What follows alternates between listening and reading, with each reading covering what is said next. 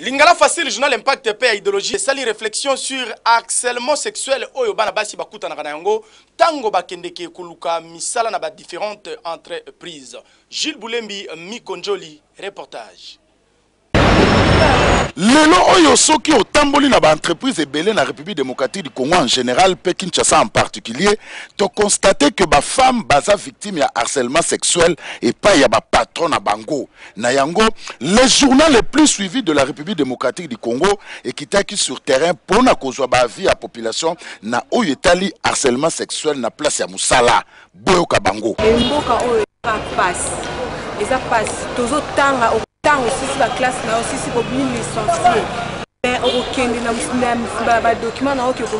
la boy ba opesha musala te donc il faut obima na pat et pour na ozo musala puis en plus un mususu obima na tout mon côté avant ba pesha musala au mona moto akopwa côté bureau ya chef il faut bima na naye tango ko kuna chef lisusu pas la dossier non il faut obima susuna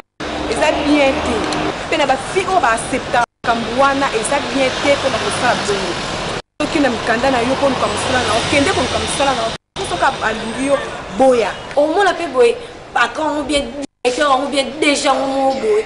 ba ki ko na ye ngwa mi pesa ki akei en petit balongo le na musala ngo donc soni na pas na osenga bande ko na baso babali ba entreprise ki ngani entreprise o exact et puis déjà maman a besoin salama ba ti yango na ebite soki monde ngo se ndenge to ko sala sisute biso basi atabasi ya mabala pe komona bazokende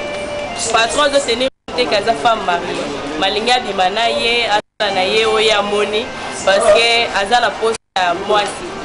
yango eloka na ninkele mekana nkotala problème oyo tobanzi boyoki mwasi aza eloko pamba te il faut ko éviter ko chosifier ye pour mamande mutasimba kalibota ba patron ba entreprise oyo bo mesana na harcèlement sexuel botika po eza mabe penza tobanzi boyoki.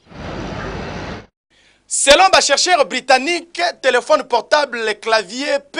ba sourire ya ba ordinateur ezali na salité makasi kolekata cuvette ya toilette. Fabrice Bagaza, Pasteur Bwana, Lokoli.